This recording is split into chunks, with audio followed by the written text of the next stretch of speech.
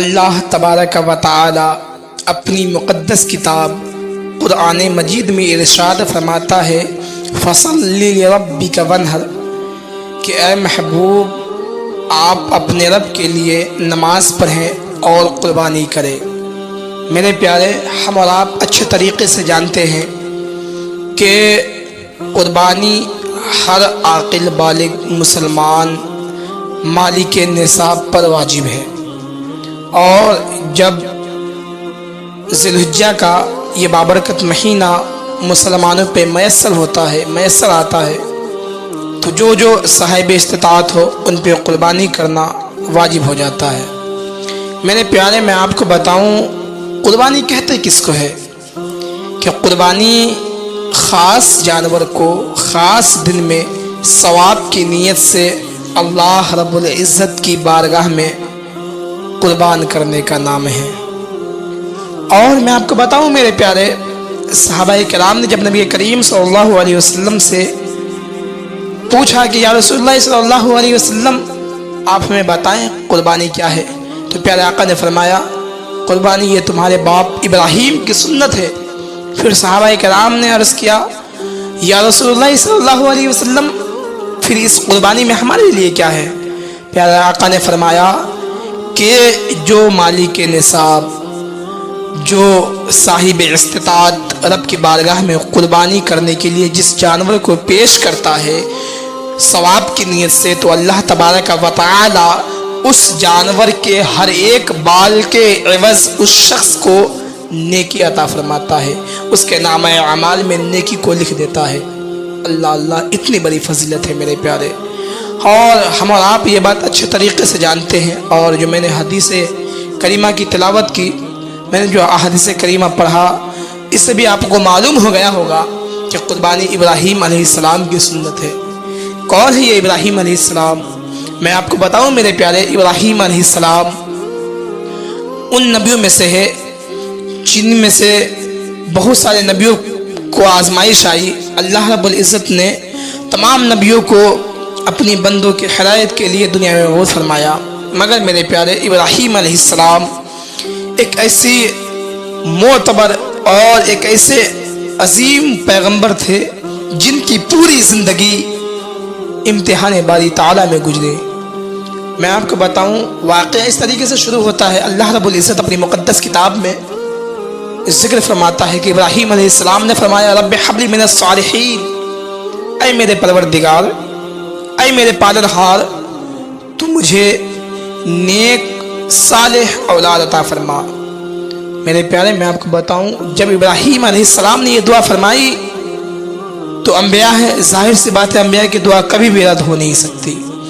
اللہ رب العزت حضرت ابراہیم علیہ السلام کے دعا کو قبول فرما کر اللہ رب العزت ایک بہترین نیک اور صالح بیٹا عطا فرماتا ہے، اور عطا ہی نہیں فرماتا بلکہ وہ بھی اللہ رب العزت کے انبیاء کرام میں سے ہو جاتے ہیں کہ ایک نبی عطا فرماتا ہے۔ اللہ اللہ، رب کی محبت تو دیکھیں میرے پیارے، آگے رب خود فرماتا ہے فبشرناہ بغلام حلیم، ہم نے ابراہیم کو ایک بردبار لڑکی کی خوشخبری سنائی۔ اللہ اللہ، اب ذرا دیکھیں میرے پیارے، ان قریب بہت سالوں بعد، بہت دعاؤں کے بعد، بہت منتوں کے بعد ابراہیم علیہ السلام کو اللہ نے ایک بیٹا عطا فرمایا، مگر اللہ رب العزت نے اولاد کے ذریعے ابراہیم علیہ السلام کا امتحان لیا۔ اللہ قرآن میں ذکر ہے، رب فرماتا ہے فلما بلغ معه السعی، تو جب اسماعیل علیہ السلام اس عمر تک پہنچتے ہیں کہ جس عمر میں وہ باپ کے کام میں ان کا ساتھ دے، اس وقت اللہ رب العزت نے خواب کے ذریعے ندا فرمائی اے ابراہیم، جو تمہیں سب سے زیادہ محبوب ہے تم اس کو میری بارگاہ میں قربان کرو۔ اللہ حضرت ابراہیم کو دیکھے کس طریقے سے الفاظ ہیں، کس طرح سے اپنے بیٹوں کو بتا رہے ہیں کہ بیٹا تم میرے لیے اپنے آپ کو رب کی بارگاہ میں قربان کرو. کیا انداز ہے بیٹے کا, کیا انداز ہے باپ کا. اللہ اللہ, ایسا دیکھو تو صحیح دنیا والے. قرآن میں رب نے ذکر فرمایا ان تمام واقعے کو, تمام واقعہ قرآن میں مذکور ہے. حضرت ابراہیم فرماتے ہیں قال یا بنی انی ارا فی المنام انی اذبحک فانظر ماذا تری. حضرت ابراہیم نے فرمایا اے میرے بیٹے, اے میرے لال, میں نے خواب میں دیکھا کہ منع کی مقام میں میں تمہیں ذبح کر رہا ہوں, تو دیکھ تیری کیا رائے ہے. اللہ اللہ, دیکھیں انداز کتنا پیارا ہے. حضرت ابراہیم فرماتے ہیں اے میرے لال, میں نے یہ دیکھا خواب میں کہ میں تمہیں منع کی وادی میں, منع کے مقام میں ذبح کر رہا ہوں.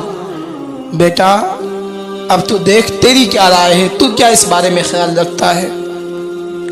اور جب کہتے ہیں بیٹا وفادار ہو تو ظاہر سی بات ہے جواب بھی ایک دم لاجواب بنا ہوگا.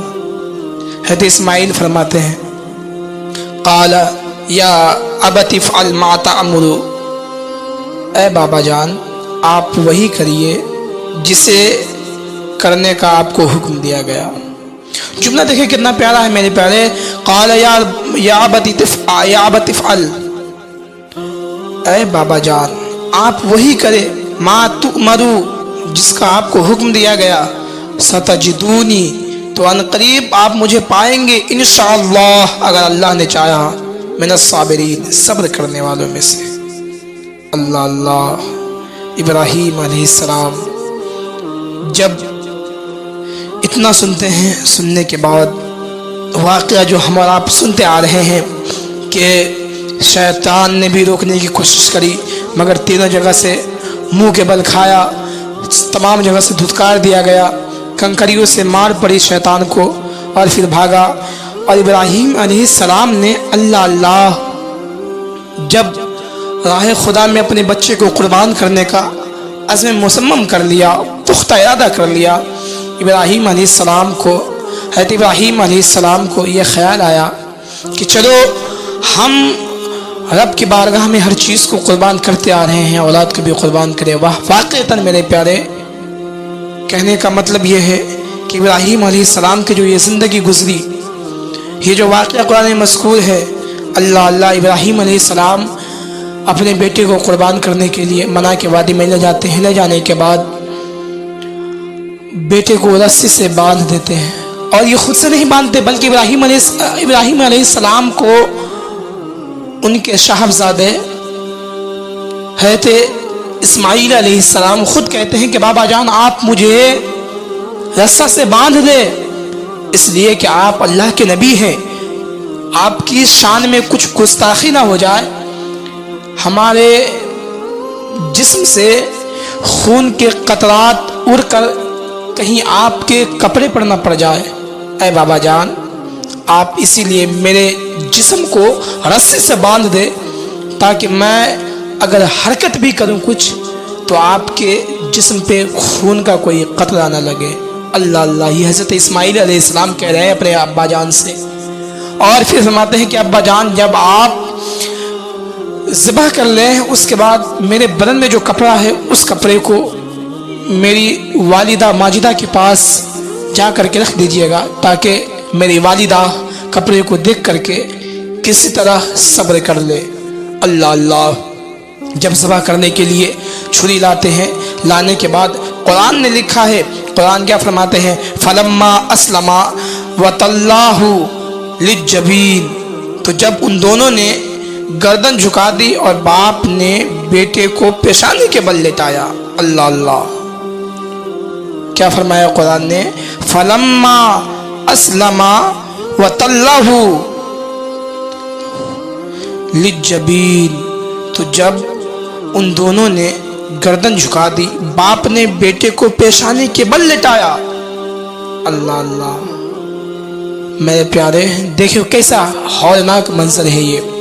ابراہیم علیہ السلام جب چھری کو گردن کے قریب لے جاتے ہیں ذبح کرنے کے لیے, بارہا کوشش کرتے ہیں کہ ذبح کیا جائے مگر چھری چل نہیں پاتے. حضرت ابراہیم علیہ السلام غصے سے چھری کو پتھر پہ مارتے, پتھر کو دو ٹکڑا کر دیتی ہے وہ چھری. اللہ اللہ, फिर हज़रत इब्राहीम अलैहिस्सलाम उस छुरी से कहते हैं, तू चल क्यों नहीं रही इस्माइल पर, जबकि पत्थर जैसी मजबूत चीज को तुमने आसानी से 2 टुकड़े कर दिया। इस्माइल का गला तो नर्म और नाजुक है, तो इस गले को चीर क्यों नहीं रही है। अल्लाह अल्लाह, छुरी जुबान हाल से कहती है, छुरी के अंदर कुव्वत गोयाई आ जाती है और अर्ज करती हैं, आप जिस रब के हुक्म से यहाँ कुर्बानी करने के लिए आए हैं, अपने औलाद को कुर्बान करने के लिए आए हैं, उसी रब का हुक्म है कि मैं इस्माइल के गले को न काटूं। अल्लाह अल्लाह, मेरे प्यारे देखे तो सही। अब देखें यहाँ पे, ये हो सकता है कि हज़रत इस्माइल अलैहिस्सलाम को हज़रत इब्राहीम अलैहिस्सलाम ज़बाह करते और घर चले आते, क्योंकि रब तो बस इम्तिहान ले रहा था। मगर नहीं, हज़रत इब्राहीम अलैहिस्सलाम फिर भी अज़्म करते हुए, पुख्ता इरादा करते हुए फिर दोबारा खड़े होते हैं। खड़े होने के बाद छुरी को लेते हैं। लेने के बाद इस्माइल अलैहिस्सलाम के गर्दन की तरफ छुरी को बढ़ाते हैं ज़बह करने के लिए। और जैसे ही ज़बह करते हैं तो क्या देखते हैं कि ज़बह भी, कुर्बानी भी हो गई, खून भी बह रहा है और इस्माइल अलैहिस्सलाम साइड में खड़े होकर के मुस्कुरा रहे हैं। अल्लाह अल्लाह, जब ये मनासिर देखते हैं कि सामने में इस्माइल नहीं बल्कि दुब्बा पड़ा हुआ है और इस्माइल अलैहिस्सलाम खड़े होकर के मुस्कुरा रहे हैं, तो हज़रत इब्राहीम अलैहिस्सलाम की ज़ुबान से ये कलिमात तखरीज होती है, अल्लाहु अकबर, अल्लाहु अकबर। हज़रत इस्माइल अलैहिस्सलाम कहते हैं, ला इलाहा इल्लल्लाह वल्लाहु अकबर वल्लाहु अकबर। हज़रत जिब्राईल अलैहिस्सलाम पास में खड़े होकर अर्ज़ करते हैं, वलिल्लाहिल हम्द, और तमाम तारीफ़ें अल्लाह ही के लिए है। मेरे प्यारे, देखिए कितना खूबसूरत मौका है ये, कितना खूबसूरत मंजर है ये कि अल्लाह रब्बुल इज़्ज़त की बारगाह में अपनी बंदगी ज़ाहिर करने की कोशिश की और हुक्म खुदावंदी पे पूरे तरीक़े से अमल किया। इब्राहीम अलैहिस्सलाम ने हर चीज़ को जब कुर्बान करने की कोशिश करी, अल्लाह रब्बुल इज़्ज़त ने ऐसा मकाम और ऐसा मर्तबा अता फरमाया इब्राहीम अलैहिस्सलाम को कि पूरी दुनिया के मुसलमान के लिए वाजिब करार दे दिया कि जो साहिब इस्तिताअत हो, जो कुर्बानी करने की ताकत रखता हो, तो उस पर वाजिब है कि वो ईद उल अज़हा के दिन कुर्बानी करे। अल्लाह अल्लाह, फिर फरमाते हैं प्यारे आका कि अल्लाह रब्बुल इज़्ज़त के नज़दीक इब्ने आदम का कुर्बानी के दिन में खून बहाने से ज़्यादा और कोई दूसरा अमल पसंदीदा नहीं। अल्लाह अल्लाह, देखो तो सही मेरे प्यारे।